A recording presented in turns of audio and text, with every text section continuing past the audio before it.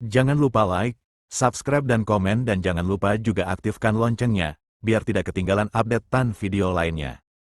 Sepotong roti jatuh ke dalam danau. Ternyata roti itu adalah milik anak kecil yang sedang menangis ini. Dari dasar danau tiba-tiba muncul seorang wanita yang menangkap roti itu. Ia pun naik ke darat untuk menemui anak kecil yang bernama Xing Cheng ini. Wanita ini adalah seorang dewi. Ia mengembalikan roti itu ke tangan Xing Cheng. Ternyata Xing Cheng membawa roti ini untuk ibunya. Padahal ibunya sendiri telah meninggal jadi korban peperangan. Xing Cheng pun terdiam. Ia lalu memakan roti itu dengan lahap. Ia kunyah roti itu sambil meneteskan air mata. Setelah mengetahui ibunya kini telah tiada, sang dewi berkata, mulai sekarang Xing Cheng tak perlu mencuri makanan lagi karena di bawah danau ini ada begitu banyak emas yang bisa ia ambil. Namun sang dewi berkata bahwa ada sebuah syarat untuk menerima ini. Syaratnya adalah Xing Cheng akan kehilangan semua orang yang ia sayangi. Karena masih anak-anak, Xing Cheng belum mengerti. Dengan enteng ia menerima perjanjiannya dengan sang dewi ini. Lalu sang dewi pergi meninggalkan Xing Cheng sendirian. Singkat cerita, 20 tahun kemudian, di sebuah lembah, ratusan budak berjalan merangkak. Dari atas lembah, seorang panglima mengawasi. Dari depan mereka melihat sekumpulan banteng berlari dengan kecepatan penuh. Budak-budak ini dihantam banteng ini hingga membuat tanduk mereka berlumuran darah.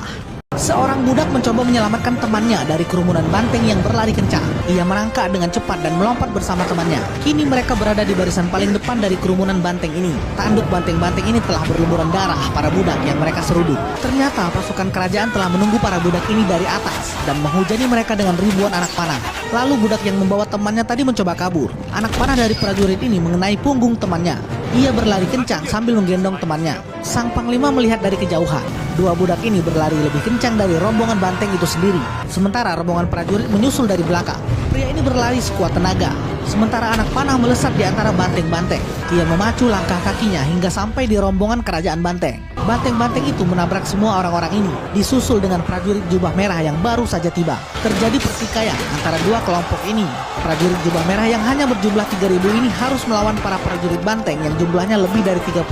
Sang panglima terpaksa turun dari kudanya dan bertarung dengan bola besinya sendirian. Putri Xing Cheng menawarkan kepada para prajurit apakah mereka ingin melihat apa yang ada di balik pakaiannya. Dia juga meminta prajurit untuk mengarahkan panah mereka kepada Kaisar Mesum satu ini. Sang putri melepas pakaiannya hingga hanya menyisakan pakaian dalam miliknya. Dari kejauhan, pria bernama Kunlun memacu kudanya untuk menyelamatkan si tuan putri. Raja ini mencoba menyerang sang putri di atas atap kerajaan. Ketika sang putri mencoba menghindar, kakinya terpeleset hingga membuatnya bergelantungan di ujung atap. Sang raja terus menyudutkannya. Sementara Jenderal Kunlun telah memasuki wilayah padepokan kerajaan.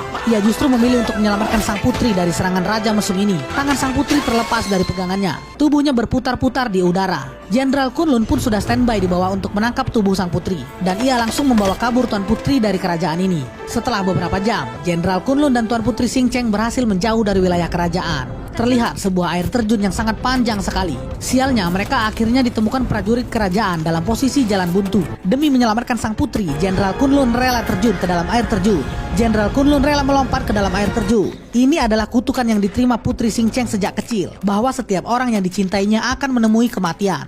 Putri Xing Cheng kini ditahan di dalam sangkar burung emas oleh seorang panglima jahat bernama Wuhan. Sang putri mengambil kesempatan dengan mengancam Wuhan dengan pisau kecil miliknya. Namun Wuhan berhasil mengantisipasi serangan yang sangat lemah dari sang putri. Sementara sang jenderal yang sebenarnya sedang ditahan oleh para prajurit yang dikendalikan oleh Wuhan. Ternyata ia dituduh telah membunuh sang raja meskipun pelakunya bukanlah dirinya. Dewi Fortuna turun dari langit dan menghampiri Jenderal Guang. Sang Dewi Fortuna sudah memprediksi bahwa nasib Jenderal Guang akan seperti ini. Ia juga mengatakan akan lahir dewa perang yang mengenakan baju perang matahari. Dan cinta sejati dari Tuan Putri Xing Cheng akan segera tiba. Mendengar hal itu, Jenderal Guang balas menyindir dengan mengatakan bahwa ialah yang akan mendapatkan hati Tuan Putri Xing Cheng. Sang Dewi hanya tertawa melihat kepercayaan diri Jenderal Guang. Tapi sang Dewi membantunya lolos dari ikatan. Akhirnya Jenderal Guang mengambil kembali baju perangnya yang dipakai oleh sang budaknya yang bernama Kunlun. Misi penyelamatan Tuan Putri Xing Cheng dimulai.